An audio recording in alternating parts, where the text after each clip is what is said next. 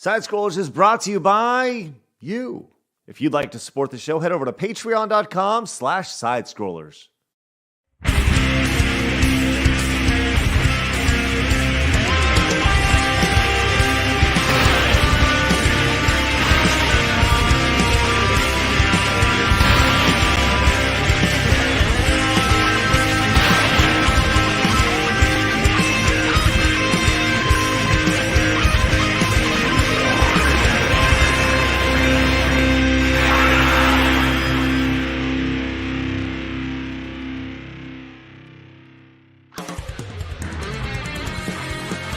It's time for SideScrollers on YouTube.com with me, Stuttering Craig. I like movies that have sand in them. Wow. He doesn't like it in his mouth. And producer extraordinaire, Travis Key. I don't like the texture in my mouth. What? And brought to you by you, the G2 community at patreon.com/sidescrollers. And now, broadcasting from our homes, it's time for the #1 gaming and entertainment podcast on planet Earth. It's time for SideScrollers. 5, 4, 3, 2, 1. Oh, welcome on out to SideScrollers on YouTube.com and Rumble.com and Twitch.tv. What's going on, everybody? Hey, happy Tuesday to you. I'm Stuttering Craig. Welcome to the #1 and most important video game podcast on planet Earth. That goes daily at 11 a.m. Central Time for about 90 minutes. It's SideScrollers. Let's freaking go, man. We got an awesome show today. We had so many guests lined up, but only one has showed up. It's Travis Keys. Hello, Travis. What's going on? Good morning. Arg, it's National Talk Like a Pirate Day. Oh, look at you. I love it. Yeah, I love it. And also there was one more I wanted to mention. I'm going to bring you up. It is National Butterscotch Pudding Day. Oh, okay. Just because I love butterscotch pudding. Pirates and pudding here on SideScroller. Arr. Man, good stuff. Also, Recycle Now Week, I guess. I don't know. Great. Awesome. Thank you for sharing. Look, we got an excellent show today. Billy from the Game Chasers is scheduled to be on. Mr. Gregory is scheduled to be on as well. We'll see if they show, which is great. If they show, cool. If they don't, that's cool too. You got us. We're going to hang out today because we have a lot to talk about. So much to talk about. So much like an explosion of news in the last, 12, 18 hours that we got to get to. And on top of all that, we are talking to the gentleman who played Vega in the Street Fighter II 1990s movie with Jean-Claude Van Damme. Hey! Remember that? Do you remember when you go hit like that and he'd flex? And I do. Yeah. So we're going to be talking to him a little bit later on. I'm really excited. His name is Jay Tavare, I believe is his last name, Tavare. Or we're just going to, he also goes by Jay. So we'll have Jay on in a little bit. I actually have reached out to you guys via Twitter and asked what we should ask them. And I have a slew of questions that you guys have asked as well. So we're going to get to those in a little bit. So once again, if Bill pops in, great. If Mr. Grant Gregory pops in, great, awesome. But the most important thing is that we are here and you are here. So do us a favor, hit the thumbs up button and hit the likes because our goal is always 300 likes. That's the idea, which is great. If you guys are new, make sure you guys follow us over on Rumble, rumble.com/sidescrollers. Be greatly appreciated. We are growing so quickly, so organically over on Rumble, which is amazing. And we're growing fast here on YouTube, which is great. Like a lot of folks finding us for the first time after our interviews with David Jaffe and Razor Fist and Salty Cracker. Lots of great new people coming in. So if you are new, say hi in the chat. We'd love to acknowledge you. That's a WWE reference. You can follow us over on Twitter at SideScrollerPod and on Instagram, right, Blabs? Blabs will be back tomorrow, which is great. She's returning from Australia. She's sent over a lot of videos, and just with all the things we've had going on, I haven't been able to get to really any of them. But a lot of people saying, is Blabs gone too? No, Blabs will be back tomorrow. And I think she just needs to rest. She's incredibly jet lagged. So we'll see. As always, our goal is to hit 20 memberships every single show. We're going to see if we can do that and add another pop to the wall right there, that'd be greatly appreciated. Help fill up my wall a little bit more, and the wall of support behind us. I want to let you know that yesterday was a bad day, Travis. It was a bad day because on the SideScrollers Plays channel, I was unable. Did you lose to Dan? It wasn't that I lost. It's that I was trying to swim and I kept getting held down by the freaking swamp thing underneath me, pulling me down, and the swamp thing being the community. It was ridiculous. Did you hear what he just called you guys? The swamp things. Freaks just holding me down. But so today, Travis, over on the SideScrollers Plays channel, I'm going to attempt a speed run of Donkey Kong Country all natural. No swamp things holding me down. Just me in the game busting that ass. So I'm gonna. You might do it this time. Yeah, it's gonna be great. It's gonna be awesome. I'm looking forward to it. It's gonna be good. But don't take offense to that over there. We are not the swamp. It's easy, Rabdad. We are not the swamp. We're gonna drain the swamp today. Haven't heard that in a while. Yeah. So look, we got that over on the SideScrollers Plays channel, which is if you guys haven't yet, please head over there and subscribe. That's where we play video games and stuff. It's super fun. It's not just playing video games. That you guys are a part of the fun as well, which is great. Let's see. We got some good stuff, man. Great stuff. Sabo came in with a $5 super chat. Thank you so much for getting us started today. Let's freaking go with that. Says, hey, Craig, been a G1 since 2008. I'm a conservative Christian from California. Any chance I could come on the podcast to have a conversation? Well, I mean, sure, I guess. What do you want to talk about? You have anything related to video game or entertainment news? Because generally, people talk about, you guys to get into politics, but every topic that we touch on has to do with video games or entertainment. Literally everything. Sometimes it gets sidelined, like with David Jaffe. A lot of that leaned into a lot of other things, but that's because that's where the conversation went. But it all started and focused around entertainment and video games. Right. And we will continue to do that. So, I mean, honestly, I don't care if you're Christian. I don't care if you're Muslim. I don't care if you're conservative. I don't care if you're liberal. I really don't care. I think that is, I don't care who you voted for. I don't care how you live. I don't care if you're gay. I don't care if you're straight. I don't care.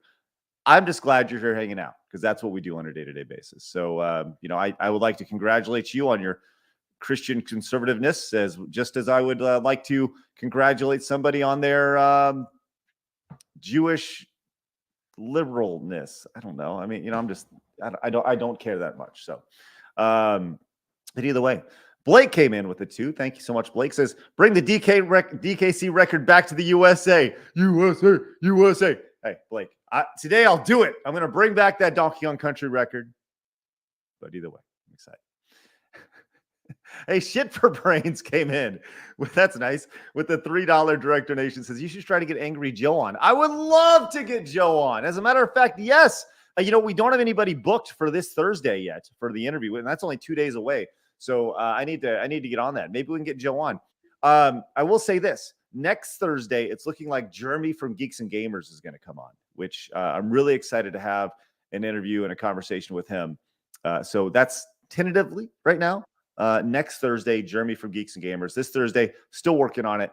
I'll put a little more pep in my step to get that done. I just had a thought that it's almost like when one side demonizes you and pushes you or lumps you in with another side, that then you kind of become a champion of those people, and not for any reason of anything you did, but because of what somebody else is claiming you to be. And then it's kind of like the self-fulfilling prophecy, because then they could say, look, see, you know what I mean? Yeah, of course. Of course. Right. 100%. By the way, I'd love to see the 199 representing in the chat. Always a pleasure to have you guys in.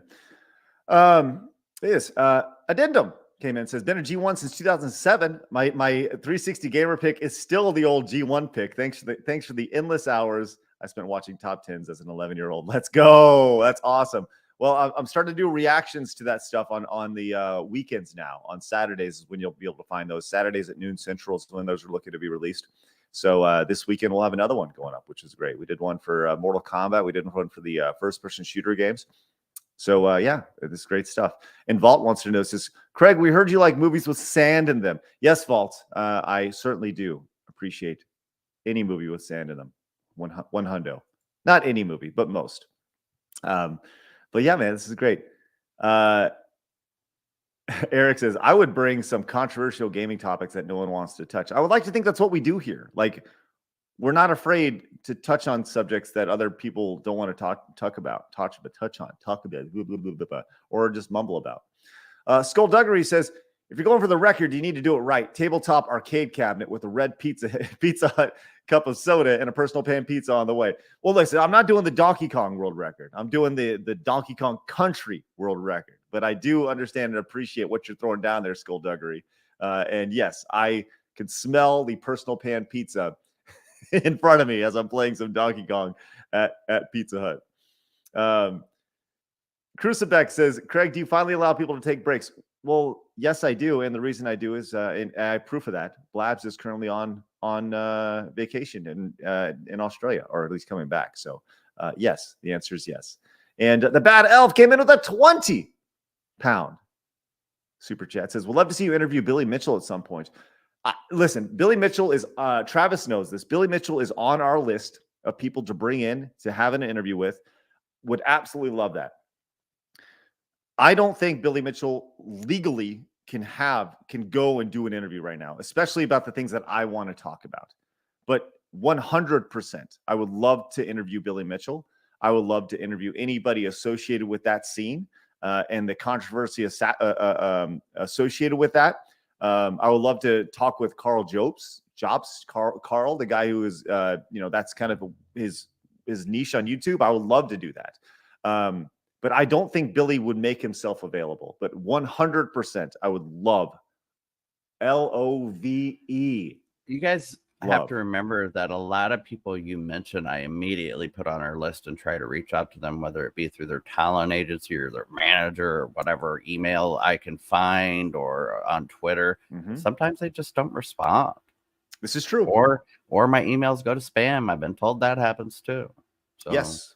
Yeah, that is true. That is true. So, and it's, look, we as we continue to grow, which we're doing, as we continue to grow, there will be more opportunities for people to come on. There's this proving ground in the podcast world. You have to show that you've seen success. You got to show these things before you bring in larger folks. And sometimes even big people agree to come on, and then they forget they said they'd come on. Right. Right. Exactly.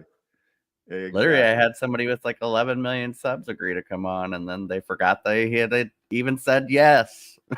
All right, let's go knock out these super chats real quick. Guys, thank you very much for the great support today. And then we're going to get into the news today. Once again, our interview with Jay, who played Vega in Street Fighter 2. That'll be at the top of the hour in about 45 minutes. That's when he's scheduled to come on. I'm very excited to chat with him.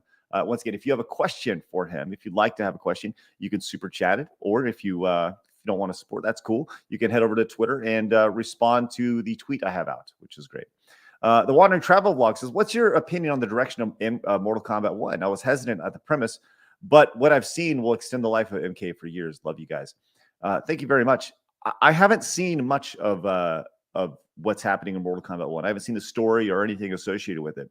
But I think a reset makes sense for the franchise. It's been 30 years and it's like starting over, which is kind of the whole idea. So yeah, they ain't gonna do that with the crazy Switch eyes though. So no, those eyes are ridiculous. Shane says, if you have Jeremy on, you should tell him that Bama sucks and Tom Brady plays football like a girl. He would totally appreciate that. Noted, Shane. I'll let you do that and then he'll go crazy. Extra Zero says, beating Dan's record should allow you to dictate his next song. I personally want to hear Dan's metal rendition of I'm a scat. I would like to hear Dan sing some blues, like Am I Blue? You'd be too. That'd be great, wouldn't it? Sure. But singing Scatman John's legendary tune on the Scatman would be wonderful. Well, there'd be a lot of things that'd be wonderful, like Barbie Girl would be wonderful, but I don't think he's gonna do it. Steve Weeby would be a great guest. Thank you so much, Matthew. And you are 100% correct. He would be an outstanding guest. Matthew says, Trav is dead on. Producer work is tough. Yes. And let me tell you this. Travis is going to show you his weight as a producer in a little bit as we get into some of the stuff we have going on today, which look, there's a lot to talk about. And let's get into it because it's time for my favorite segment, your favorite segment, everybody in the world's favorite segment. It's time for hard news.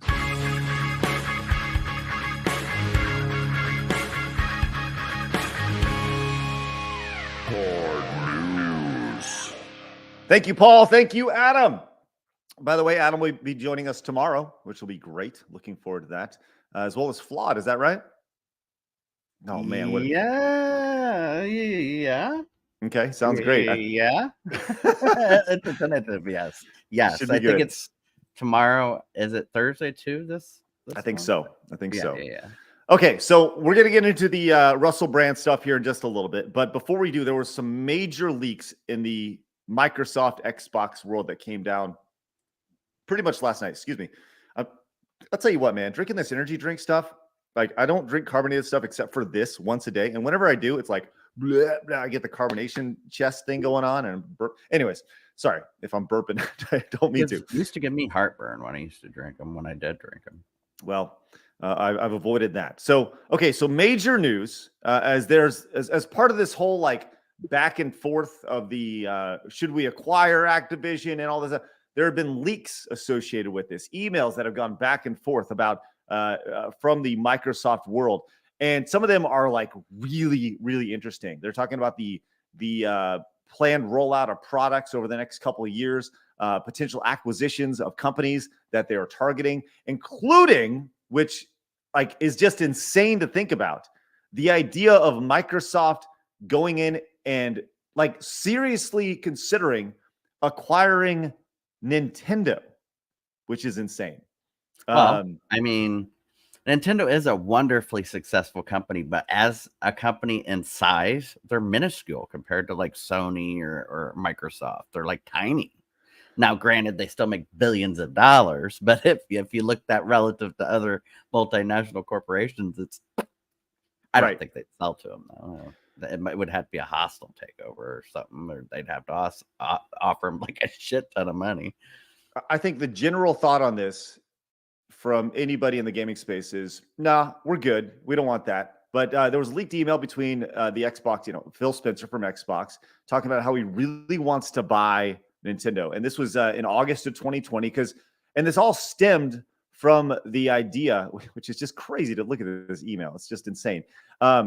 But this all stemmed from them realizing that they had a giant hole in their gaming docket of games. Shit.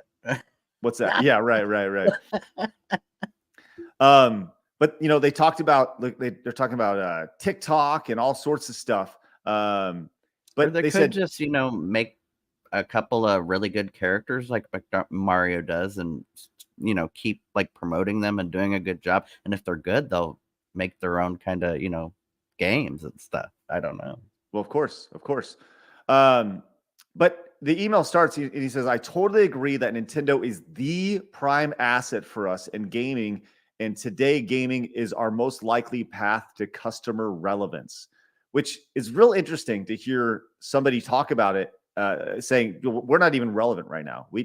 But if we acquire Nintendo, then yeah, maybe we will be. It's crazy. I've had numerous conversations with the LT of Nintendo. I'm not quite sure what LT is, about tighter collaborations, and feel like if any U.S. company would have a chance with Nintendo, we are probably in the best position, right? And that's true because Nintendo is a very, very tight company when it comes to that. They want to control their message, especially when it comes to Western companies. Legal team. Yes, LT is legal team. Correct. Thank you, Metastep. The unfortunate or fortunate for Nintendo situation is that they're sitting on a big pile of cash. So they have a board of directors that until recently has not pushed for further increases in market growth or stock appreciation. I say until recently, as our former Microsoft board of director member Value Act has been heavily acquiring shares of Nintendo. and I've kept in touch with Mason. Yeah, Mason Morfitt as he's been acquiring. So it's really like they've been trying to do a takeover quietly, slowly. I mean, they're right, which is crazy to think about. And also I included looked in up that the numbers. Sorry, Microsoft is their market capitalization is $2.43 trillion, and Nintendo's only worth $55.43 billion as a company. Wait, say that again. I don't. Microsoft is 2.43 trillion, and Nintendo is 55.43 billion. Okay, so to put that in perspective, 2.4 trillion. That 0.4 is 400 billion. Yeah. Like, and that's 10 times Nintendo, I guess. I mean, just insane to think about. But yeah, and as pointed out, I don't know, chat. What do you think? And as Rabnat says, not while Miyamoto was alive. I would think that there's a 0% chance that this would happen. I also don't know if that 50 whatever billion, because I know Pokemon is like an independent company that Nintendo owns 40% of or whatever, and how much that's worth. I know Pokemon is a huge asset in and of itself, and it's worth billions of dollars as well. So I don't think that includes that, but it might. I don't know. There is if you look over at what Destin, our boy Destin over at IGN, formerly Screw Attack, had, he was pouring through all the documents, and they have a kind of a leaked Xbox Series X refresh. It's kind of a rounded look to it, as well as a new controller, which looks very similar to the current controller, but you know, it's I don't know, it doesn't really do a whole lot for me, but the fact that they're always looking to do that. And then at Game Pass Tracker has like a breakdown of everything that's leaked here. Some, you know, they have the full timeline of Xbox plans until 2030, which, you know, that's 7 years from now, and they're thinking in that timeline, which is great. They talk about the an Xbox handheld, Red Dead Redemption 2 next gen Xbox. So that made me have a question. Do you think if they bought Nintendo, they would rebrand it under the Xbox name or keep it as Nintendo? Because I think it'd be stupid to change it. That would be the dumbest decision anybody could ever make. Is rebranding Nintendo. There's a Nintendo, right? Right. It's they might want to change change Microsoft to Nintendo, and you might do a little better actually. Right. But just saying. But they talk about an Indiana Jones game, Dishonored 3, a new Doom game, and they're shooting for 100 million Game Pass subscribers. Wow. 100 million Game Pass subscribers. The fact that they have those numbers and they think they aren't relevant in this space is amazing to me. You know, well, that's what they're looking for. Yeah. You know, so it's really interesting leak, and very rarely. Obviously, we saw the Nintendo leak a few years ago that popped out, and it had a lot of the assets from previous games. Do you remember that? Probably 3 years ago. Yeah. And that was like, very rarely is a gold mine of information just put out there for people. So to see this happen, it'll be interesting to see how Sony and Nintendo, mainly Sony, look at this information. And I'm curious how much Sony's worth. I'm gonna look that up. Oh my God. Well, I mean, I think it really comes down to their individual divisions, but you know, how much is the PlayStation brand worth versus Sony? Because I think those are two different things. Yes, they're owned by the same, but you know, whatever. So pretty crazy, man. Wow. Sony's only market cap of 108 billion. Oh, that's it? That's it. No, man, that's crazy. So Microsoft, like, what the fuck that they got going on that's worth so much goddamn money? Dude came into the $1 Rumble rant, says if Microsoft actually buys Nintendo, I think the video game crash will happen sooner and harder because the Nintendo games will go down in quality. You know, that's interesting because, and this goes here with what Extra Zero says. Takeovers and buyouts stifle creativity. Gaming is in a worse place.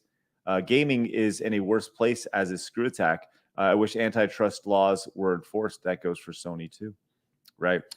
do you think so? Japan, so Nintendo is such a Japanese company, and it's like a national thing there. Do you think they would even allow a foreign company to buy it? The government of Japan? Man, that's a good question. I don't know enough. I think they would intercede, like how Trump did when he on what was it, TikTok or whatever was going on at the time. Somebody was selling TikTok. It might have been a ban TikTok. I don't know. Yeah, I think it's but somebody wanted to buy it. An American company did, and he said, "Oh no, we're not doing that."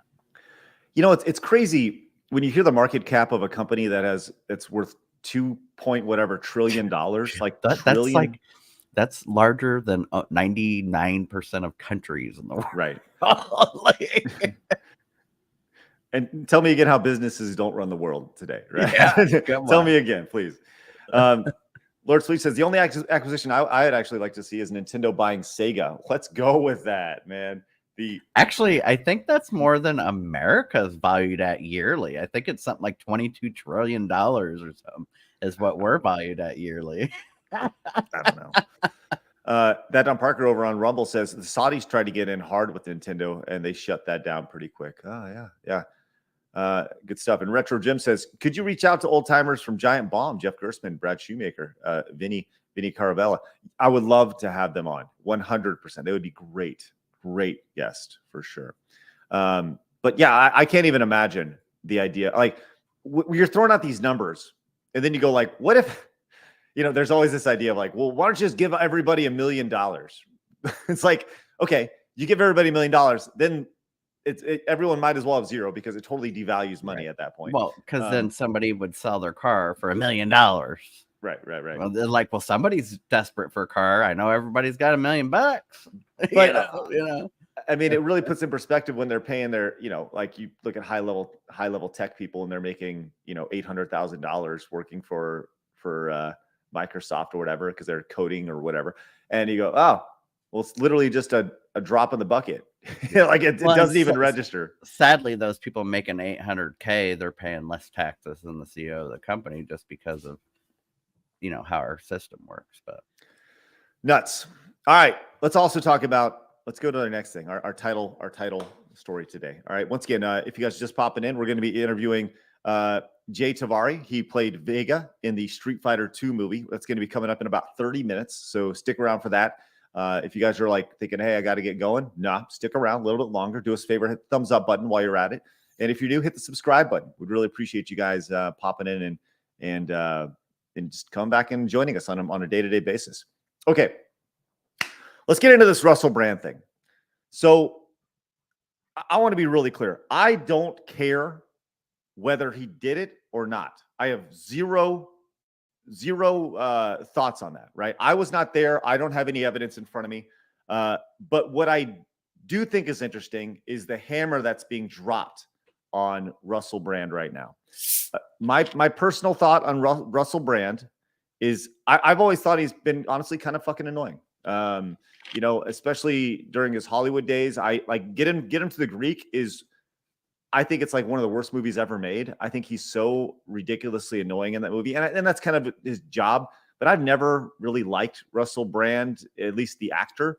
I think he raises some really interesting conversational points in his commentary, which I think should be addressed, talking about, things about like the medical industry standing to gain from certain things, or the climate industry, all these different things that stand again. I think he makes some really interesting cultural points, right?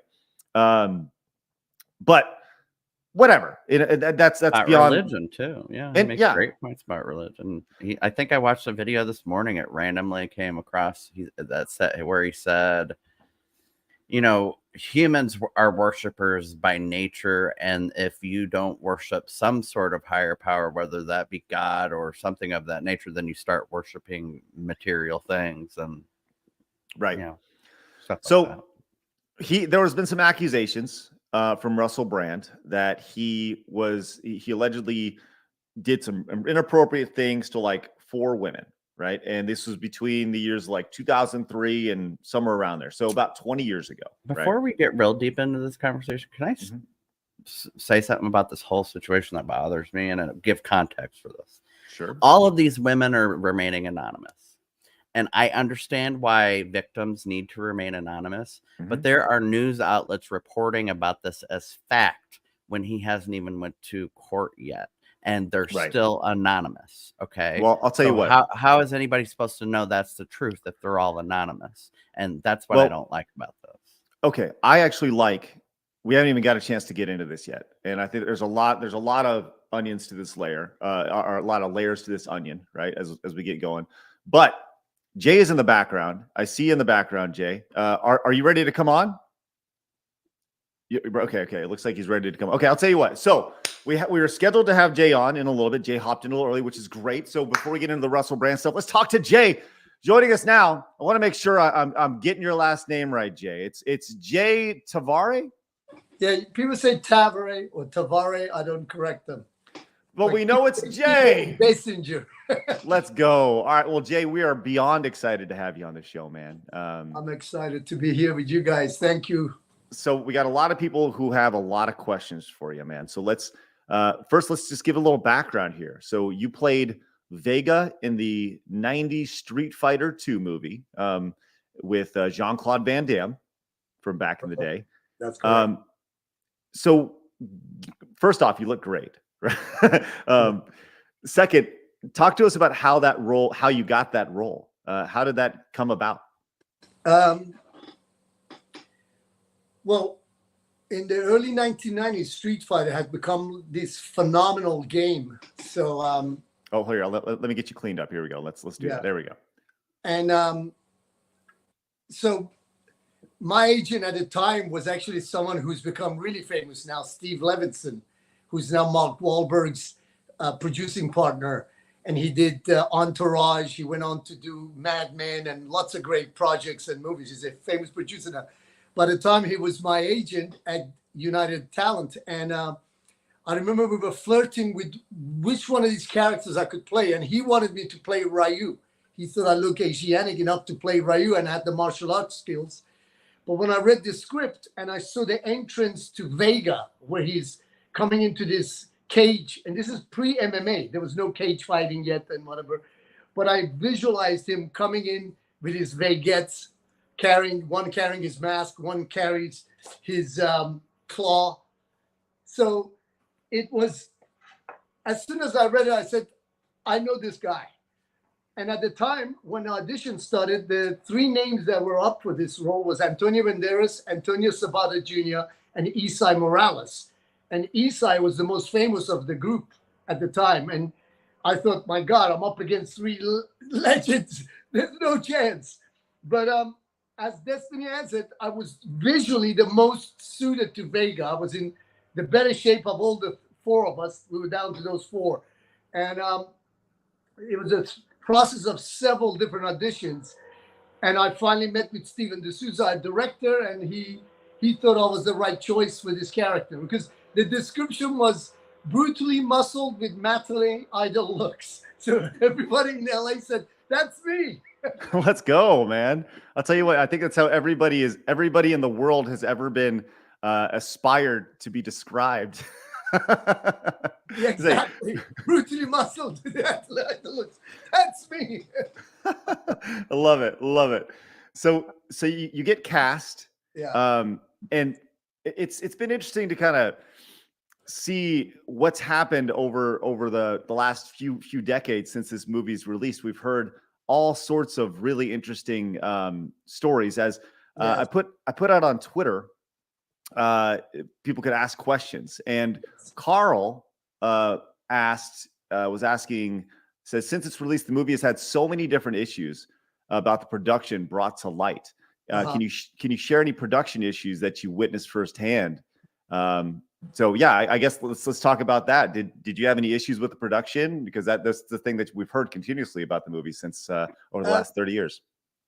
It was an unusual shoot. I mean, we started it in Bangkok, Thailand, and then we went to Australia for like 3.5 months. Then we went to Vancouver. So we shot in 3 different countries, and it took about 5.5, 6 months. And one of the issues was our creative director, who's also really famous, right? Like Steven D'Souza, for those who don't know, in the 1980s was a legendary screenwriter. He wrote Die Hard, Running Man, Commando, like every action movie you think this guy was behind it. So when he was approached to write Street Fighter, he had said, I would do it if I can direct it. So he had chosen to do this as his first film. And I think one of the things most people realized was between having, sorry, these guys are blowing leaves here. No worries. No worries. I can close it if you want. No, do your thing. So it was, the challenge was him. Sometimes he would come up with an idea and then he would write it. And he didn't realize like the production needs to create it now. So there was some of those stuff that he would come up with these incredible ideas. And then we had to like wait for the production to actually create it. As far as casting goes, I heard there was some issues too, because there was so many people who wanted to play these parts, but in the end, they made it a non-union movie and took us all the way to Thailand and Australia to shoot it. So, but I mean, there was, in any movie I've ever been, there's some dichotomy of the cast and crew that always there's challenges. But this movie, really, the challenge was try to, like hardly any of the actors were martial artists. So Benny the Jet, who was our fight choreographer and trainer, had his hand full. He had us for several months before the film, and he had to like create these guys who could be experts in these different styles of fighting. So that was another challenge to also keep the kids happy. So, and also like the biggest challenge was they were trying to make a movie that was PG-13, and it was called Street Fighter. Right. And it was the first like a big production that was coming out, and the labels were really on it. The censors, they were like, not even a cracking bone or a slight blood, he was not going to get his rating. So that was his biggest challenge, to try to make a movie that was the right PG, called Street Fighter, and still deliver. See, that was the difference between Mortal Kombat and Street Fighter, because I was up for that movie too. And Mortal Kombat went full on with gore and blood, and so they ended up making more money than Street Fighter. But not now.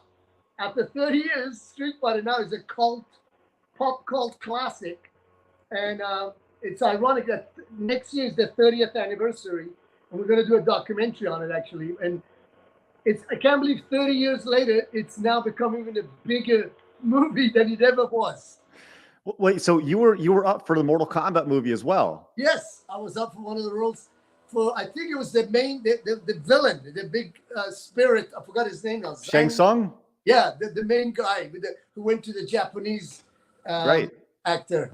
But yeah, I was actually at the same time, because we were casting both, and I had an offer for both. But I thought Street Fighter made most sense. It had the biggest stars. It was a bigger game. It was the American game versus the Japanese. Sorry, that was the Japanese game. Mortal Kombat was the American game. So anyway, it was a very interesting era for Hollywood, in fact, because it was like, anyway, yeah. No. I'm sorry. Continue. I certainly didn't mean to cut you off. No, just saying that it's like, and one of the things that happened was, since I was so ripped, they couldn't double me. And one of the other challenges was I ended up doing all my own stunts. And ever since then, that got stuck with me, and I've become like a Jackie Chan, because in all my projects throughout my career, I've done my own stunts because of that movie. Because you look like this, huh? Yeah, I did that movie, and every director goes, "Oh, well, you can do your own stunts. You can jump off the horse. You can go through that window. You can do it." So I was going to ask you, when you go to a foreign country like that, where it's non-union, are they able to let you do more stunts and stuff? Well, it's so funny. I've got away with murder because I'm not really a stunt associated. I could have got my stunt card, but I never wanted to be a stuntman. I wanted to be an actor who does his own stunts. And it's very sensitive in Hollywood. Like, stunties, as we call them, don't like actors who do their own stunts, because we take away their jobs. You're supposed to say your lines and you step out and they come and do the fancy stuff. But for me, the physicality of a role is what always I've been turned on by, and I want to do as much as I can. So that's how I started to do my own things. And it's a wonderful fun. I mean, that's the fun. In CSI Miami, I got to go through a 24-story building through a glass plate, falling backwards 220 feet. So I've done a lot of crazy stuff through my life. But on Street Fighter, believe you me, the tank scene where the tank crushes that stage, that was a pretty serious, when they only had 2 stages. So if the stage collapsed once, they could only do it once again. And the first time, it was a real tank with a real Thai driver. came through that wall. Nobody had told the extras they're supposed to scram. So he almost crushed the first group of, that was the first take. So now I'm thinking I'm in the middle of this stage and I'm going to jump out, and they had like wired the floor. There was a collapsible floor. And in the last minute, they take these tapes off. So you have to remember your path out of the place. So I remember that Charlie Pacherny, our second unit director, I said to him right before the take, any advice for me? He goes, yeah, watch you don't get killed. That literally was the advice for me. As the tank came through the wall, he goes, just get the hell out of there, son. And if you remember, I did that famous Vega dive out of there, which really didn't end up in the movie the way it was, because I flew like 15 feet out of that cage, just purely out of fear, and I was petrified. Wow. That's crazy. Yeah, the scene with it coming through, can't show footage of it obviously on YouTube, but we can show some stills of it. Yes. Of that thing coming through. Yeah, tank, the real tank with Jean-Claude in it. But it's crazy to think about. So, man, real quick, hold on. You did something which we did not do enough justice. We need to see those guns one more time. You were like, I still got it. I mean, God dang. 30 years later, the Vega guns still exist. God. I was going to say, you could have been a stunt double for Jean-Claude, but yeah, well, it's funny. It's funny, but he had great arms. I definitely motivated him to be in shape. Okay. There's so much we got to get into. Okay. And by the way, Bill has joined us as well. Bill, how are you, buddy? Welcome on in. Oh yeah, sorry. No worries. So yeah, Bill does a classic game channel as well. They do retro game huntings, and Bill grew up watching Street Fighter. I don't mean to speak for you. So, Bill, if you have any questions for Jay, by all means. But you mentioned something, Jay, the idea that there was a stud cast here. You had Jean-Claude Van Damme, Raul Julia, Kylie Minogue, right? And there's a lot of like pretty big name people in this movie. Andrew Bernowski. Right. I mean, it goes on, right? And Kylie Minogue. It was an amazing cast. So how, number one, and this is from Mark the Cyborg over on Twitter. He says, how did anyone get any work done over on set with both Ming-Na Wen and Kylie Minogue walking around? It's true. We had, and I think also that something that's come out over the years is that this was a time in Jean-Claude Van Damme's life and career where he talked about he was just doing insane amount of drugs, right? And he said publicly that in this movie he was like coked out of his mind, right? Did you see any of that stuff on set? And what were your interactions with Jcvd? And I would just love to hear all that. Before I did this movie, I knew Jean-Claude. I had done a little short with him where I was the villain in his little short he had shot. So I was aware of him. And so when I was cast, there was nothing to do. He didn't know I was in the movie. So definitely it's true what you heard. This was, first of all, it was the highest payday for him. They paid him like, I think, $7 million for 6.5 weeks. And it's one of his highest grossing movies to date. I think Time Cop might be the highest, but this is definitely in the top 2 for him. And yeah, he was basically out of control.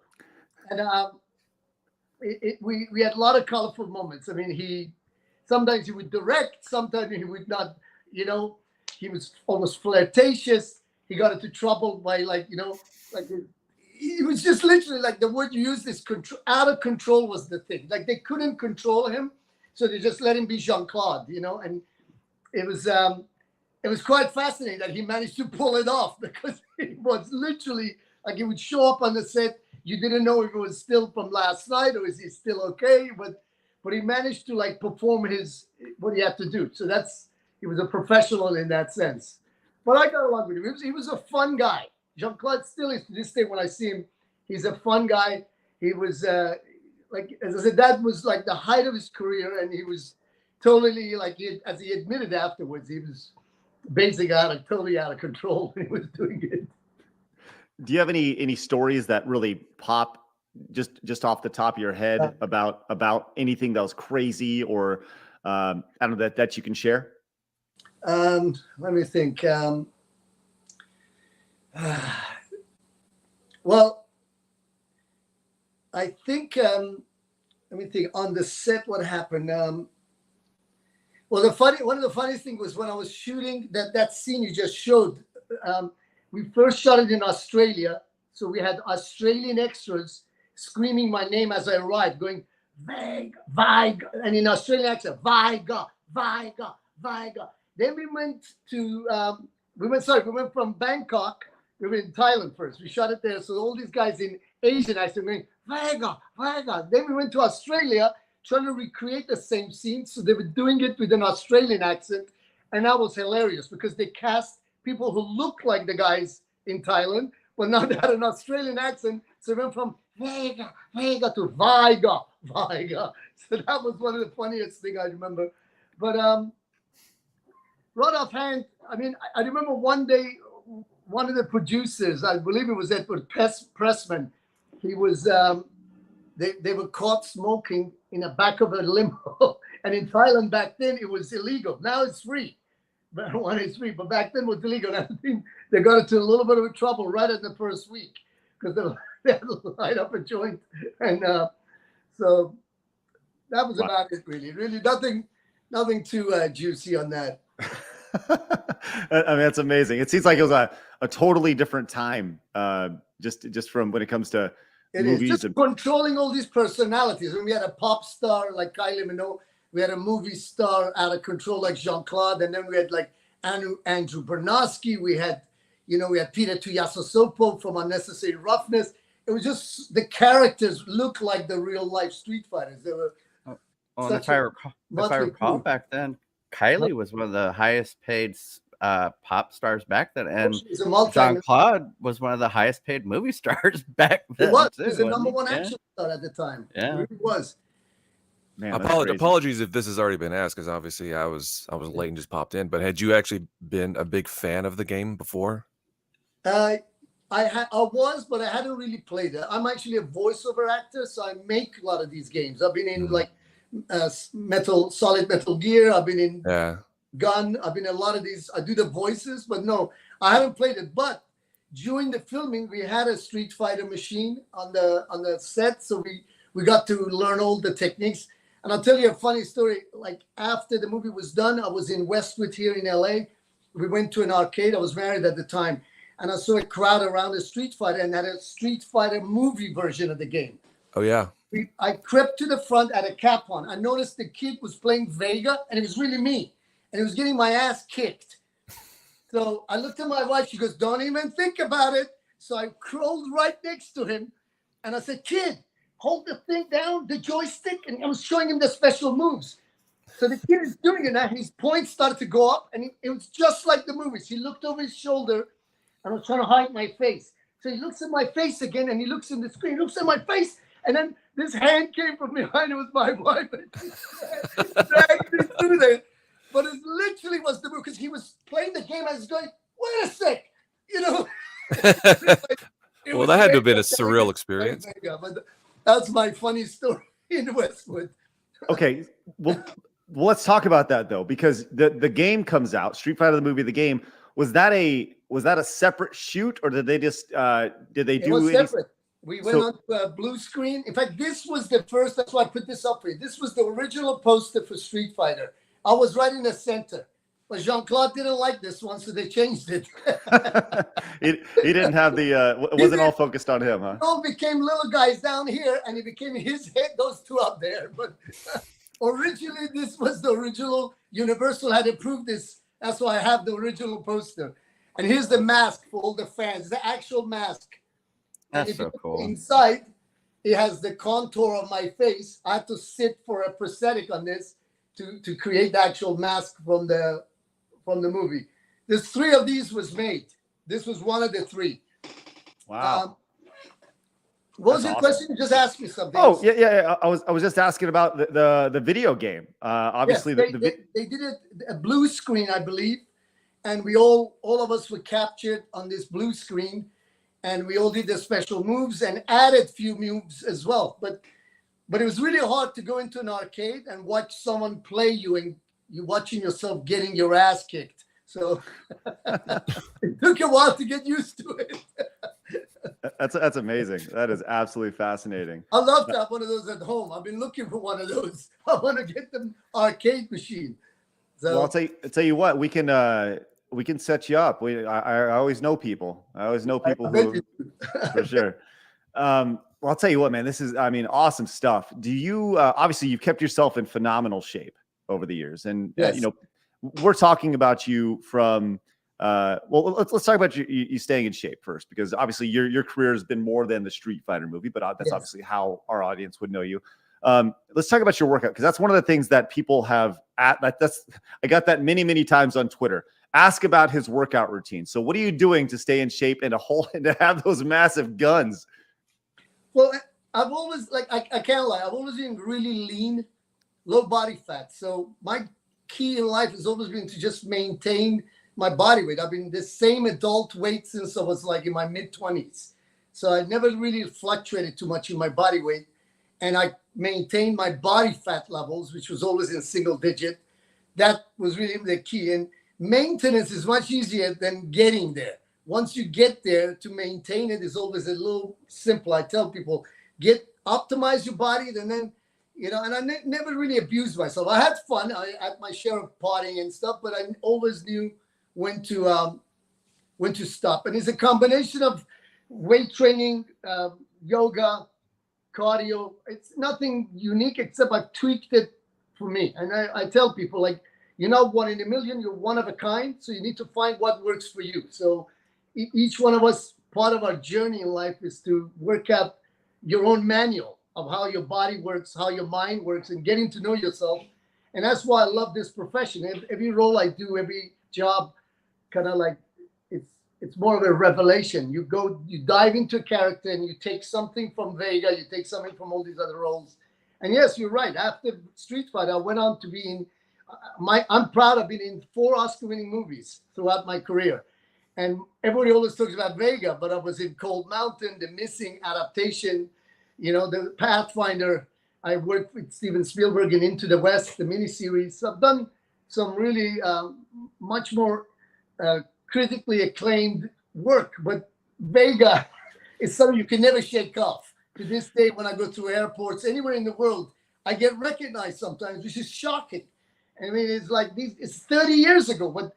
And I always know the guy is lying, because he said, "Can you sign this for my son?" And I look at him and go, "For your son, huh?" Right. You sure is your son now, because your son wasn't even born 30 years ago. Well, so are you doing any sort of like gaming convention appearances or anything like that? I think that, No, you know, but I've just started to go to some. It's like I've been invited for years to go to Comic-Con and a couple of martial art fests, like Dragon Fest. I've just started to go to these and meet some of the fans, because I realize it's enough time has passed now and it's become an iconic thing. And you can't dictate where your roles end up or go, but as destiny has it, Vega it's become this unforgettable thing I can never shake off now. So I'm kind of proud of it. It's like being a Bond girl. You're always a Bond girl. yeah. Cindy wants to let you know that the movie's aged like fine wine. There you go. Love that. It's So you also were in Executive Decision with Steven Segal, and you seem like, you know, you obviously, in addition to your voice work, you know, Joe over on Twitter was asking, what was it like to work on that movie? And then the ultimate question is, who would win in a fight between Steven Seagal and Jean-Claude Van Damme? Executive Decision was a really interesting project, because they built the actual fuselage of a 747 on the largest soundstage in the world, which was in Warner Brothers right here in LA. And it was 1996 that we had a heat wave. And I remember it was very challenging, because we had to be inside this fuselage for months at a time. It was literally, and I built it 60 feet up in the air. So the set was us climbing these ladders, getting into this fuselage, above the sound stage and literally staying in there all day, most of it. So, but it was, again, incredible cast, and Joe Silver as a producer, and our director was also, again, a first-time director, but he was a very famous editor. He had edited some very famous movies, and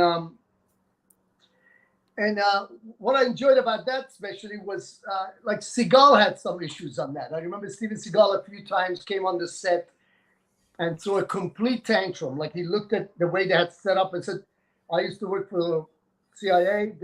I was an operative. This is not how you carry a gun. You carry a gun like this. You don't do, I mean, he literally was out of control again. And he had a few issues on there. And it was the only film he's ever got killed on. I don't know if you know that or not. It's the only film that he actually gets killed. So he was there only for a few weeks. He was supposed to get sucked out of the plane. But even in those few weeks, he caused chaos. So he was a difficult personality. And if there was a fight between him and Jean-Claude, in his heydays, probably Steven. Because his Aikido skills and stuff was real. He really had those lock-in mechanisms and stuff. You know, but I know the story that when he went up against the judo guy, what was his name? I think I remember this, what you're talking about. Yeah. I know him as well. I've actually worked with him. He just passed away last year, I think. Gene LaBelle. He went up to Gene LaBelle. Gene choked him out. That's a true story. But Jean-Claude, I'm not sure. And Jean-Claude has also got a reputation. People say he's a dancer, he's not a martial artist. He's a martial artist. He actually won martial art contests, but never a world champion. So there's a difference between him and someone like Dolph Lundgren, who really was the world full contact karate champion. So like Dolph would really kick his ass, but in real life, you know, he had a great form. He was an athlete. He looked good. But I would put Jean-Claude more of a dancer than a full-on martial artist, you know? Nice. So, man, you have crossed paths with a lot of our, like, action stars, a lot of people who would be in like Expendables, right? It's true. Is there, who was the nicest to work with, and who was just the biggest headache to work with? You mentioned Steven Seagal and Jcvd. They had their issues, but is there anybody the nicest and the biggest headache? The nicest. Carl Urban was one of the nicest guys I've ever worked with. Carl Urban. I worked with him on Pathfinder. One of the nicest guys. He was the lead in the movie too, but he was just so down to earth and so nice. Tommy Lee Jones, one of the most difficult. But really? He goes out of his way to be difficult. I loved him. I got along with him, but he could be very abrupt. He could be very like he was all about the work. If you come and start a chit chat with him, he might just walk off on you. He was just known to be like brutal when he was like. He always comes off as a grumpy old man, doesn't he? I made a mistake once. We were working on a scene, and he did something great, and I said, "Tommy, I love your instincts," and he just looked at me with his cold eyes. He says, "Kid, instincts is for dogs that fuck in the streets and birds that fly south." That was literally his answer to me. I was like, thank you would have been nice. I mean, that's kind of the coolest fucking thing anybody's ever said, right? Let's be real. That's really cool. It is. And he said it right in front of Ron Howard. We all like looked. We were like, okay, let's get out of his trailer. Oh my God, that is amazing. I can't imagine how hard it is for some of these directors to work with some of these actors with the egos, and not even so much the egos, but just they just work on a different level mentally than a lot of people. Like some of these guys I've worked with, they say how many takes they want, not the director. Like the director, is that good for you? They decide. They go, no, I got one more. They decide how many takes they do. That's crazy to me. That's crazy. Because I remember you said that Jean-Claude was he was directing some of the scenes you said, and it's like, wow, I wonder how the director felt about that. Well, I mean, he actually got involved, like trying to show like Raul to do some of the moves and stuff, and some of the other actors didn't like. You know, like he was showing how to like do an open palm thing or whatever. But he was very animated. You know, Jean-Claude, you could see he was on something. He was very animated on Street Fighter. You know, it was like I remember I trained with him one day. He said, "Let's train together." We trained, and And then he said, let's go jump in the ocean. And this is Australia with white sharks. I said, you go jump in the ocean.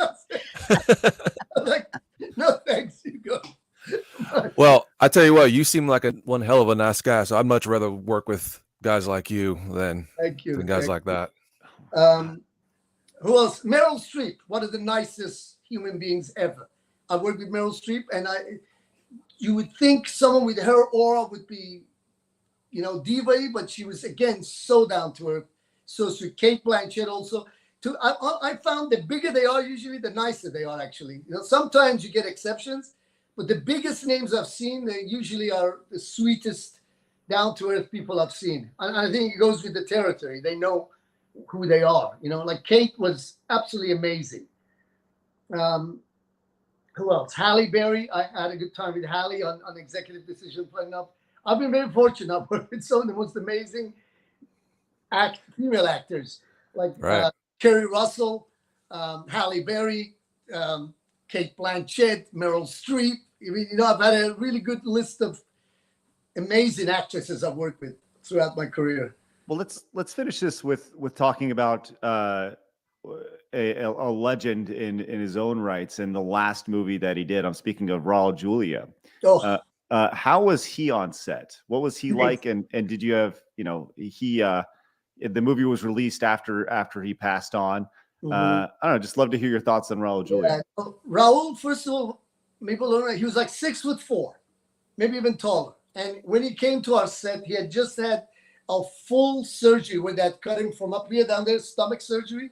And he was 164 pounds at 6'4". Wow. And he was so weak. So the challenge was to get him ready to play Bison, this like a warlord, literally. And the reason he had taken the job is because his kids loved the movie, you know, and they said, Dad, you got to play this. So he decided to take it. And he was able to put on the Bison uniform, and he would like literally sleep on the makeup chair while they were getting him ready. When they would say, Mr. Raul, Mr. Julia, we're ready for you, he would get up, he would take a couple of breaths. How he did it, I still don't know. He was able to like mentally turn on a switch, and he would go, he would become Bison. And I would go, did you see that? The guy was like, he was half dead 2 minutes ago.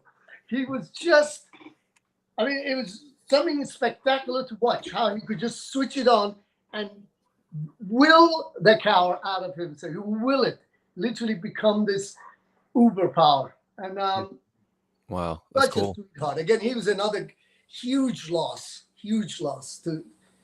In fact, I flew back with him from Australia when we were coming back, and that was the last time I saw him because he went to do a movie in Canada, and I think 3 weeks later he was gone. And Street Fighter, he really put a lot of passion and emotion into that character, and it's unbelievable. You can see it. And he ad-libbed. There were some funny lines he put in there, like when he's talking to Segal, and he says, "Did you see that?" He goes, "I guess you didn't see that either." Like, he covers the other eye because he was just brilliant.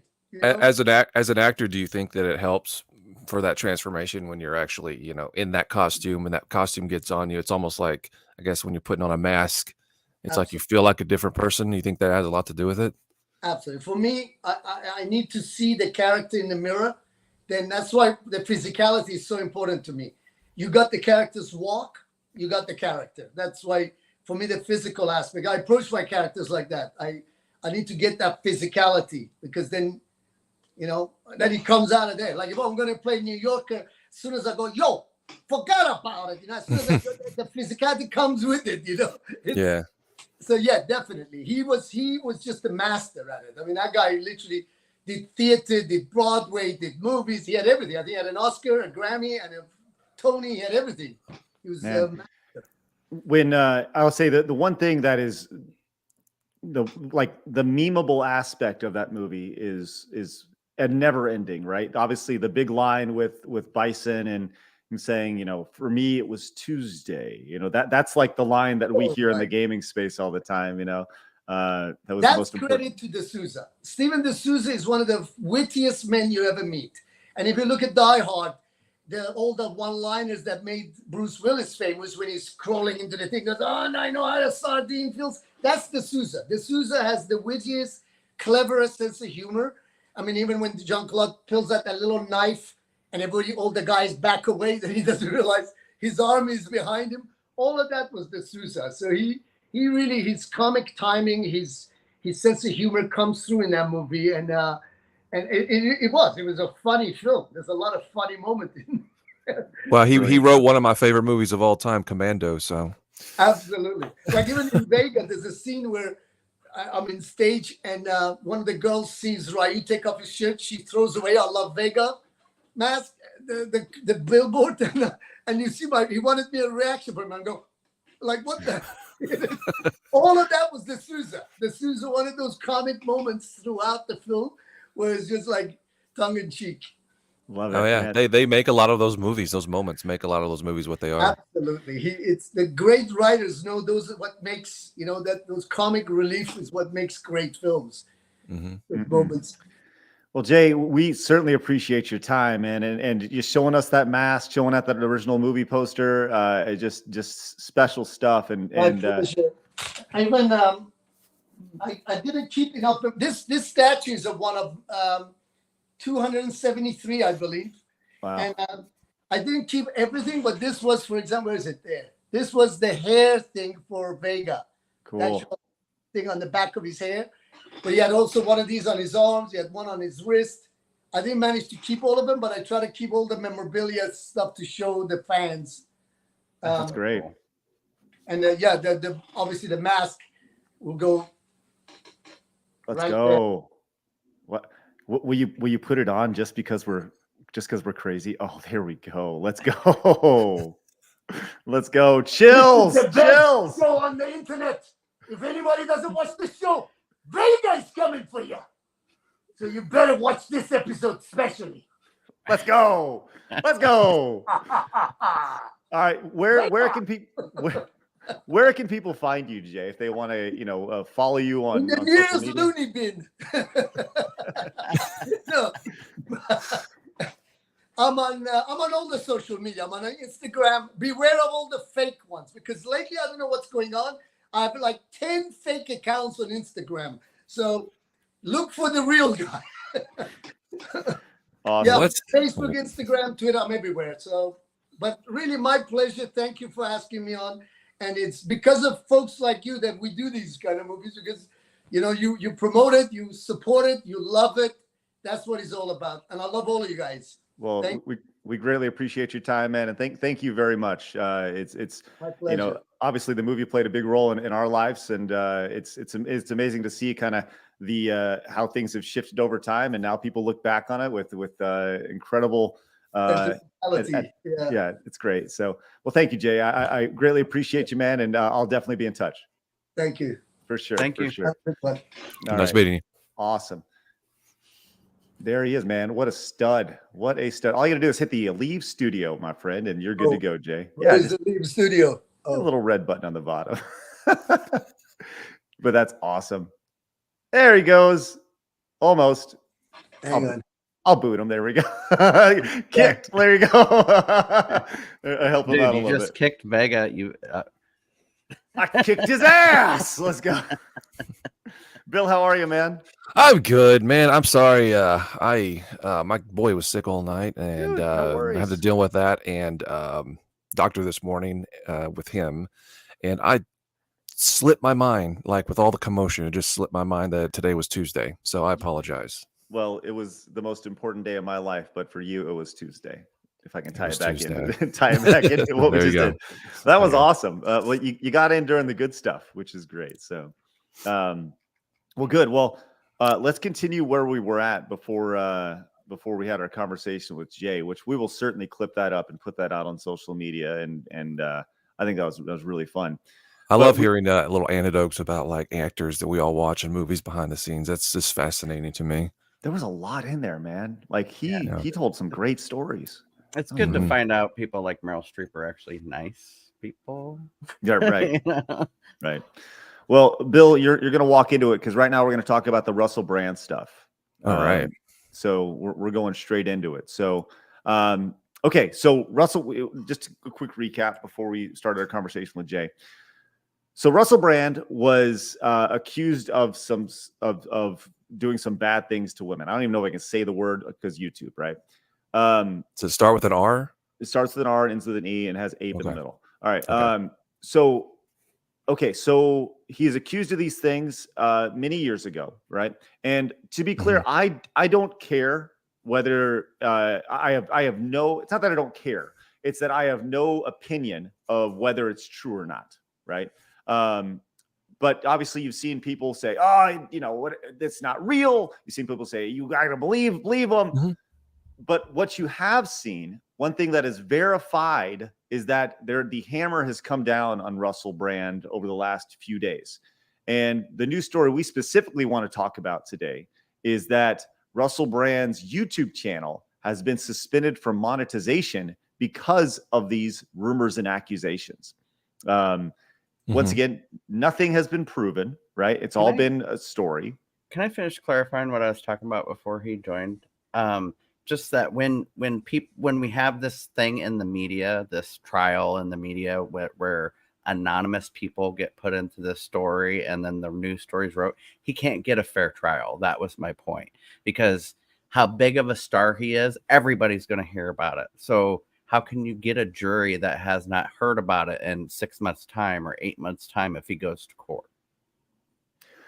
Well, I'll say, that's the question, right? Is that anytime that something like this pops out or there's some sort of accusation, right, the damage is done. The idea that people automatically have switched. Oh, that's Russell Brand. Didn't he do this? And whether or not he did it or not, people's mind, the flip has been switched, especially when it's on the front page of every website, every traditional media forum saying the accusations that Russell Brand did this.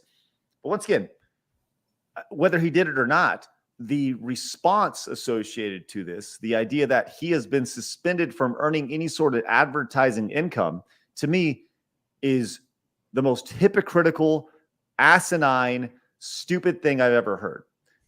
So let's go to these stories real quick. So YouTube suspends Russell Brand from advert income. Okay, it says YouTube has suspended Russell Brand's channel from making money from advertising for violating its creator responsibility policy. And I want to read through this real quick. And then, Travis, I'm going to turn it over to you. It says, the video platform says it's taken action to, quote, protect its users. All right. And the BBC has removed some of the programs that had Russell Brand in it, as well as, from its streaming services. So he was accused of bad things between 2006 and 2013. And he says it was always consensual, right? BBC. Can I? Do you want me to? Yeah, just continue. I should continue on. Yeah, sure. Could just continue on. So earlier on Tuesday, this is yesterday or earlier today, a YouTube spokesperson says, if a creator's off-platform behavior harms our users, employees, or ecosystem, we take action. Okay, here is the slippery slope, ladies and gentlemen, that we are talking about right here. So, and to be clear, they go on to say that YouTube's decision to block his revenue streams applies to, quote, all channels that may be owned or operated by him. So, and he has a few other channels called Awakening with Russell, Stay Free with Russell Brand, and Football is Nice. They have about 500,000 subscribers between them. So, and that's the gist of it. So, once again, nothing has been proven at this point. It's all rumors and accusations. And obviously Bill, your thoughts. Why is it every time when either it's a government or a corporation or somebody that's in charge, why is it every freaking time when they're taking action against something, it's to protect everybody? It's to protect the users, to protect you, the common person. That whole first sentence, they're trying to protect its users. No, you're trying to protect your own asses. You just don't want the backlash. You just want to look like almost. I actually think it's just getting up your soapbox and just basically saying, look at us. Look at the action we're going to take. Because go ahead. You're 100% right. It's again, like I don't know if he did. If he did it, if he did it, and there was evidence that he did it, absolutely. I mean, that's a whole different story. But accusations, anybody can say anything about anybody. And again, this is from perspective, like I don't know what the hell actually happen. None of us do. Right. But it's anonymous accusations too. It's anonymous accusations. Okay. Oh, that makes it even better, right? So the so allegation, literally anybody that supports that, you can go F yourself, because you're creating an environment where that exact same thing could happen to you one day. Just FYI. Okay. Yeah. So here are the allegations, right? And once again, honestly, they could say that he killed 1 million puppies or whatever, right? They could say that he was responsible for 9/11. I don't care. They can accuse whatever they want, right? The accusations, the fact that he's been pulled because, once again, going back to YouTube saying if it puts, the exact terminology of it hurts to protect its users, and if a creator's off-platform behavior or harms our users, employees, or ecosystem, we take action, right? So how did it do any of that, though, is my question. Yeah, exactly. Right. Okay. So let's talk about that, because YouTube has now set a precedent here. They've set a precedent that says if your off-platform actions hurt anybody at all for anybody at any time, we will demonetize you, right? But we've come with receipts. And Travis has a list of creators who have done bad things that we want to know why they're not demonetized. So Travis, these are just the ones off the top of my head. I didn't even Google it. Okay. Oh, hold on. You're not trying to say that there's double standards, are you? Why would we do that? We'll find out, won't we? So let's start off with Jeffree Star. He said the N-word on YouTube. He said racist things on YouTube many times. He's been accused of sexual assault. It's that first link there, Craig. Mm-hmm. But million subscribers. He's still monetized, has been since all of those things, has always been, that I'm aware of. Next, we have James Charles. He is a self-admitted person who messaged minors in a sexual way. He even apologized for it on YouTube. He has 3.9 million subscribers. Then we go on to Gabby Hanna. I don't think I need to explain what Gabby Hanna has done. No, actually, I don't know. I don't know. What has Gabby done? I really don't know either. She's done everything from saying racist, crazy stuff to claiming she's Jesus reborn. But she's just, it's even hard to explain all the things she's done. So, and just to be clear, and I just want to be like really clear when it comes to these people.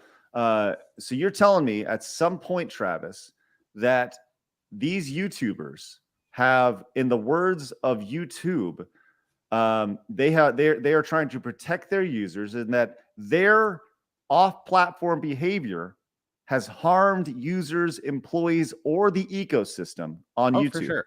All of these people. I just wanted to be really clear about this. Okay. Hold up. So what about all these shorts that I watch where criminal activity is literally taking place and these people have millions of subs? What about these people that are car enthusiasts and they'll shut down an intersection and start doing wheelies in the freaking intersection, endangering people's lives and shutting down traffic? Driving, filming yourself. In fact, driving in your fucking crotch rocket going 170 miles an hour down the highway, or people doing prank videos where it's actually dangerous shit. Those people with millions of subs are able to stay on the platform constantly. They're not harming anything, but somebody gets accused of something anonymously, and then all of a sudden we need to take action. Yeah, actually, one of those people is on our list. Sam Pepper is on here, and if you remember, he was making YouTube content, essaying women on the street, and he is still monetized on YouTube. He also has grape allegations as well, but his stuff he literally posted to YouTube. Logan Paul, he posted the suicide video to YouTube. Granted, that's when he was demonetized, but now he's been remonetized and put back on the platform. Jake Paul, he's been accused of scamming children on YouTube. He's been ruining rented houses, rented properties, and posting it on YouTube. He's been setting fire to them and posting it on YouTube. You know, he's Jeez. Shane Dawson. He's done blackface on YouTube. He's had grooming allegations. He said racist things on YouTube. He said sexual things about minors on YouTube. He said sexual things about his cat on YouTube. David Dobrik, he's a rape enabler that posted that on content on YouTube. He almost killed his friend for content on YouTube. Trisha Paytas, she said so much racist and homophobic things online. I couldn't even tell you what it all is because it went on for years, and she self-admits to it and apologizes for it now. But it was all on YouTube. Colleen Ballinger, the one, you know, the toxic gossip train on the ukulele, that girl, she's had proof that she sent Trisha Paytas's, the girl who is also on our list, nudes from OnlyFans to underage people in her community, her YouTube community. Jeez. There's a guy with 44 million views showing his damn fucking asshole on YouTube. You think that's not harming the ecosystem when advertisers are like, we don't want our videos or our ads on that video? Yep. Onision, he was accused of sexual grooming by 2 of his past relationships.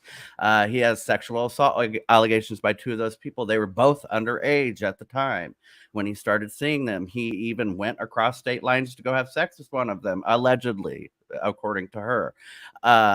Tony Lopez messaged his nudes to minors, and he has rape allegations against them. He even apologized for it on YouTube. So those you're are just telling ones me that were off the top of my head. So you're telling me, Travis, I just want to be really clear. You're telling me that those people have not at any time gone and done anything off platform that most of that was on platform, by the way. Most of that was on YouTube. that if a creator's off-platform behavior harms our users, employees, or ecosystem, they will take action. So you're telling me, Travis, hold on. You're telling me that there's a double standard? Wait, what? Jeff Wittick must not been a part of the YouTube community or something like that, because he literally almost tried to kill him. Well, not on purpose, but his actions almost killed him for content on YouTube. So, you know. I wonder if it has anything to do with that anti-establishment politics. I don't know. You know, maybe, Bill. Who knows? Maybe the key is in that last paragraph. Who knows, right? Who knows? Geez Louise. Yes, the last paragraph here saying, in recent years, the former TV and radio personality has repositioned himself, posting regular videos about spirituality, anti-established politics, and recently UFOs to his 6.6 million subscribers. Also, I had more on my head that I just know from watching YouTube over the years. I just ran out of time. So I couldn't write them all down. So I just think that the idea that if you're going to, like, the line in the sand has now been made.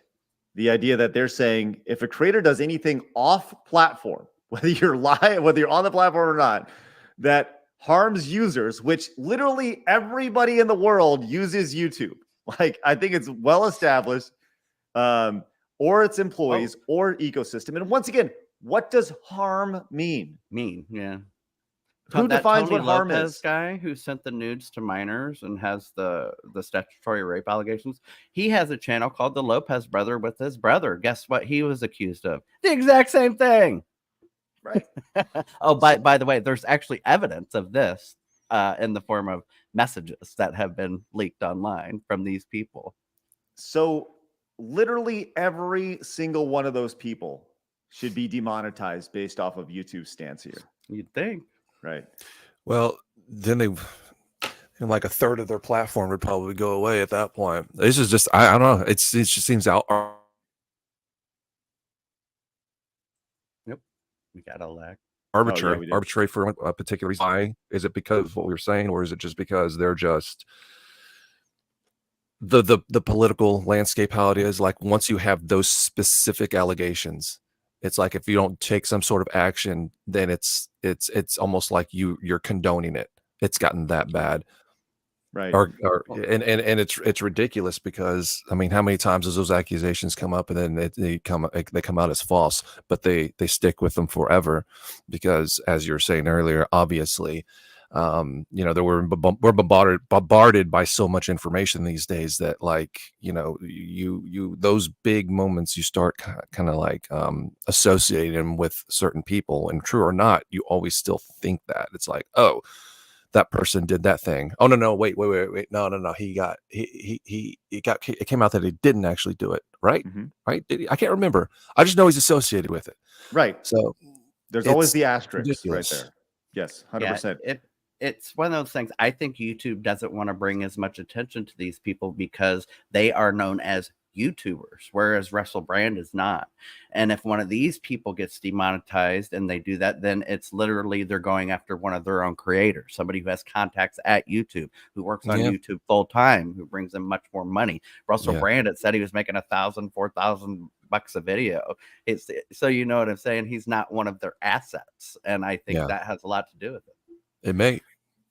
You think of what it goes back to. This statement is the most slipperiest of all slippery slopes. The idea that the off-platform behavior, because once again, who hasn't messed up? There's a lot of gray in this, right?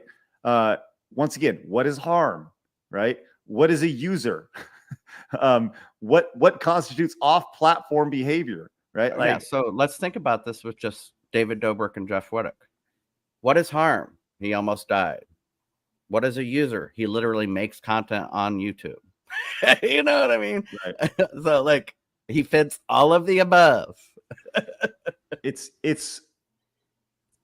just goes back to, if there wasn't hypocrisy on YouTube, like it's almost to be expected, right? It's to be expected in every situation like this, which is why it's important you follow us over on rumble.com/SideScrollers. This is why you support us independently outside of YouTube at patreon.com/SideScrollers. Because there will be a day where we are told we're not allowed to say things. And if you support this decision by YouTube, you, as Bill said, are getting on that slippery slope to where it is eventually coming for you, my man, because who hasn't made a mistake? And I'm not saying like he hasn't made this mistake. Maybe he has, right?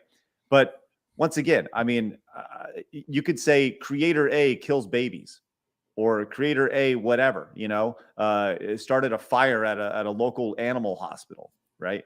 And those allegations, they stick with people, even if it's just hearsay, whether it's true or not. It'd be one thing if the story listed the proof they were shown, like we were shown text messages, they have pictures, they have this, they have that. Then, and it was multiple people that had little bits of evidence, I'd be more inclined to believe it. But they just said, yeah, they claim this. Okay. That could literally happen. Like literally happen to any one of us. It's going to get to the point where if we don't, I mean, you could just be at work and somebody just doesn't like you. They can say whatever. I mean, you don't have to be a celebrity for that to happen to you. No. And so you're creating this, people who cultivate this sort of environment and think that this is okay to go on these sort of witch hunts. You're creating a world that will come back around and bite you in the ass eventually. Yeah, and if he's guilty, he needs to go to prison, right? If he actually raped people, of course, that's a given. And it's just such a low bar of evidence too. Just show us stuff that makes us, have some evidence that it's the truth. Don't just say it's true, Something. And to be clear, like I go back to this. I have no stance on this at all. I have zero stance on whether he did it, whether I should believe him, whether I should believe her. Zero stance on that. What I do have a stance on is the ridiculously slippery slope that is being run down so quickly by YouTube, and the hypocrisy attached to this. Well, and what went along with all this? So guess what they did? They went and asked all his coworkers, well, how was he went here? And they asked Kristen Bell, who worked on a movie with her, how did he act then? She said, well, I told him I'd kick him in the balls if he hit on me. Right, but that's irrelevant. That doesn't prove anything. He didn't essay, or he didn't. So why are you even mentioning that? Because you're trying to characterize him as a certain way to character assassinate him. So it fits the narrative of him having done these types of things in the past, whereas that is not evidence at all. You know, right? As Cthulhu Loves You over on Rumble says, Bill Gates has a YouTube channel, right? Like, so just to be clear, if anybody's ever had an affair or maybe done drugs or I don't know, just hurt anybody, maybe punched a guy, right? You're hurting. Your off-platform behavior has harmed users. Demonetized immediately. what if you got a DUI? Hey, man. Yeah, absolutely. You know. Anyways, I think it's very clear where I stand on this issue. Well. Again, like, and I'll bring it up again because it's such a valid point in my brain because I'm sitting there watching a lot of these damn YouTube shorts and Facebook and TikTok as well, but specifically we're talking about YouTube, where there's literal, legitimate criminal activity taking place, and these people have millions of views, many subs, and they're not being taken down. They're not being taken off of the platform or anything like that. Literal criminal behavior, encouraging other people to commit the same criminal behavior, and that's not bad for the ecosystem or bad for the users. You're It's right. kind of odd to me. It does encourage them because they see them getting paid and they think, well, I can do that. I can get paid for that. Right. Mm-hmm. Kyle came in with the $4.99 Rumble rant. Thank you. Super chat says Russell has come off as a pro-choice moderate liberal who is anti-establishment. Keywords anti-establishment. It's obvious the motive behind this, right? I think we all see that, right? We all see that. But for us, we just wanted to point out the hypocrisy attached to this because we all see it's happening. We all understand what's happening, but it's just not happening on this, once the bar has been set. Some people, sometimes the bar's here and sometimes the bar's here. It goes back. I guess it's the goalposts. The goalposts are constantly moving, which we've seen, The reason we allow women to remain anonymous is so they don't get attacked for the claims that they make. And I understand that. And especially when it's a star, right? But that's for the court purposes. This is a news story, right? They should have, if they wanted him to go to jail or to face court for this or get some sort of punishment for this, they would have never spoken to the press. I wouldn't have said a word to them unless the police weren't taking me seriously. You know what I mean? Other than that. And if they weren't, then I guess maybe there wasn't any evidence. Right. And just as simple as you told your best friend or something 12 years ago when it happened that day is evidence. You know what I'm saying? Well, because then it's not something that you planned because you mentioned it to somebody 12 years ago. You know what I mean? Like, hey, breaking news, guys. Hal is going to be removed from monetization on YouTube as he is confessing that he offended a classmate by calling her a poopy head in the 3rd grade. And now that classmate watches YouTube. So Hal, can I get hashtag cancel Hal trending on Twitter, please? That's just I don't ridiculous. know why you weren't canceled already since the 3rd grade. Just really upsetting. Really upsetting. Rich says Game Chasers hurt me when they found Flintstones and Samsons for a few bucks. Should be removed from YouTube. If we could just if everybody in the chat could please just let us know how I have hurt you, Travis has hurt you, maybe the Game Chasers. Flood the chat, please, and just let everybody know how we have hurt you on YouTube. And then what is, like you said, what is hurting? So what if they start saying emotional hurt? You know what I'm saying? So then somebody makes a comment that they view as whatever, and that's not good, and they remove them now. Or I'll take you one step further. What if you don't do anything or say anything? Because as we know, silence is violence. Yeah. Well, we know somebody who's on the show right now. Oh yeah, that's me. Yeah, silence is violence, man. I'm the worst. I may have killed somebody. Absolutely. But hey. Yes, it's crazy. Look at wait knows. It says Craig lied to me by to hurt my feelings, saying he could beat Donkey Kong in under an hour. Well, CEO, wait. I look forward to seeing you because once again, I'm playing that today. I'm doing the legit full playthrough. I'm not going to be held down by you monsters today. I'm going to be doing a Donkey Kong Country speedrun today, just me and my own over on the SideScrollers Plays channel. But either way. You might as well just beat you to the punch and just go into your dashboard and just start hitting, turn off monetization and all this, man. It's a great suggestion, and maybe we will. Mario came in with the $3 direct donation. This is about an hour ago. So Mario, hope you're still tuning in. It says, 2-part question. Did you guys like the Mario movie? I feel like the movie gets shit on. I enjoyed it. I haven't watched it. Thought it was fun. I thought it was fine for what it is. It did exactly what it needed to be, in my opinion. Yeah, I don't think it. I'm in no rush to watch it. I'll watch it when I come across it on whatever service it'll be on. And he says, imagine interviewing DK Oldies. Yeah, it'd be great to interview DK Oldies. Did we get the Rumble rants read? I did not see any Rumble rants, but I will absolutely for $1. Oh yes, one, we did get those right. Just okay. Yes, we did. Good. Cool. Let's see. Absolutely Raul says Brand worked for Channel 4 for years. Channel 4 have made themselves a target by having enabled him. Maybe they aren't part of the nefarious NWO and just believe the women. Right. Yeah, I agree. Like I said, I have no opinion at all about the story. I have an opinion about the response to the story. Well, we also need some context. Literally, Russell Brand's Brand, and pardon the pun, was behaving sexually towards women. That's what they hired him for. Like, yeah, like in every instance of his job in media, that's what it was. Like, yes, Russell Brand's entire brand was sexual, like an over-sexualized playboy who's into drugs and alcohol. Like, that's it. That was his brand. It's right. Like, you know. But rape is a completely different like beast. That's obviously like miles, beyond that.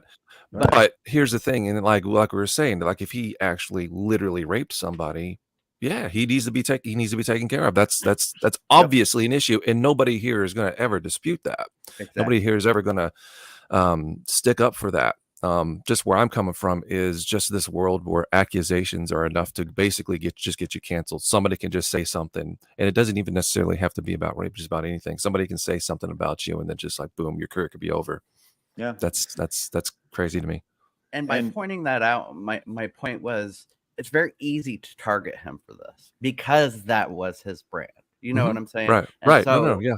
It's, to me, it almost has to be looked into a little harder than somebody else, because if he's literally being hired to be sexual in a workplace, you know what I'm saying? It's clear somebody could be offended by that and take that as something that it may even be. I don't know, but right. I just think it's a slippery slope when somebody's literally employed to be sexual. Yep. Hal says Donkey Kong Country offends me because Donkey Kong reminds me of me. Easy, Hal. Just relax. You're a horrible person. I will say this. Does he like bananas or something? I don't know. I want to go back to this one more time. Right? The idea that this statement is just so broad and so open and so ridiculous. If a creator's off-platform behavior harms our users, employees, or ecosystem, we take action. Okay, what about all the OnlyFans people? Right? Like that, I feel like that harms the ecosystem. So, yeah, right? Especially when their viewers or majority of their viewers are children. Right. And they do OnlyFans, or you're harming them by manipulating them into paying for, for paying for things that they may not necessarily have the emotional control to stop paying for. And oh, go ahead, Trev. Go ahead. Not that I think like OnlyFans is like a bad job or like these people are immoral or anything like that, but I'm saying they could be viewed that way by some people, you know what I mean? And if your content on YouTube is for children, and then you're also doing this adult content that's like being a teacher and doing porn, you know what I'm saying? There's a reason that they get fired for that. I don't know. This whole thing is a joke. And once again, not the allegations, not that it may or may not happen. It's the response that's a joke. The response by, well, we're just going to deplatform him entirely based off of what people said. We have a process for this. We do, but maybe not over in I don't know how that looks over in the UK, but isn't it here that I thought it was here that they're that they're making these allegations. Most of it happened here. I don't know. Like I said, I have no opinion on that at all. Shane says Craig offended me when he said "Get Him to the Greek" wasn't a funny movie. Are you going to tell me that Craig also likes pineapple pizza? The whore. I like pineapple. I had a Hawaiian pizza last night. I don't like that, Shane. How about you get the hell out? And I'm going to do some right damage now. to you. What? Disgusting. Get out of here! Ridiculous. I don't even like barbecue pizza because it's too I can't deal with this nonsense. I can't. No, I'm with you. My favorite pizza in the whole world is pineapple and jalapeno. Pineapple jalapeno, really? Oh yeah. I had a friend that would do pineapple. He would do pineapple, jalapeno, banana peppers, and barbecue chicken on his pizza. And I only ever drank it when I was real drunk. It was great then, but hey, pizza's always better when you're drunk. And by the way, Travis, way to get us demonetized for you drinking and eating pineapple pizza when you're drunk, because I guarantee somebody is offended or hurt because you did that. Way to go. All right, let's get out of here. Talk about that'll be it. That's it today. That's it. All right, let's get out of here. Thank you guys very much for tuning in. Hit the thumbs up button on your way out. Join me over on the SideScrollers Plays channel. I'll be live over there doing a ridiculous speed run of Donkey Kong Country in just a little bit. I'm going to show you guys my true gaming ability. I can't wait. Are you good at Donkey Kong Country, Bill? No. Okay, sounds good. Straight up, nice. Not. I right around the time those games came out, I was playing way less video games, so I didn't actually grow up with them.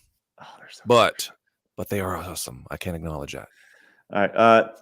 Willing Through Life with Brian wants to know about memes. Do we have any memes, Trav? Oh, he's looking. Oh shit!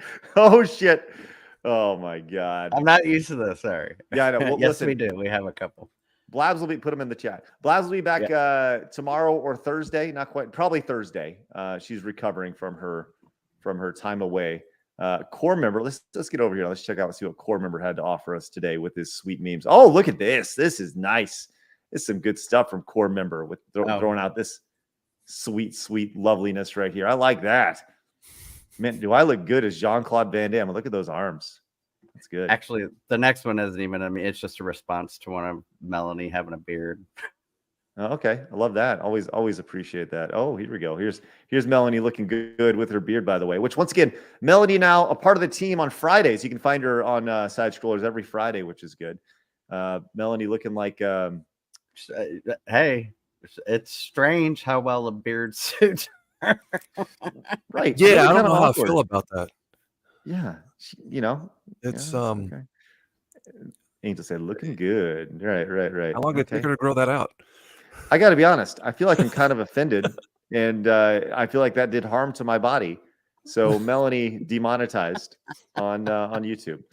All right, let's get out of here, guys. Thanks so much for tuning in. Once again, over on the SideScrollers Plays channel in about 30 to 45 minutes, probably about 1:30 Central Time. 45 minutes from now, got to grab some lunch, and then we'll get going.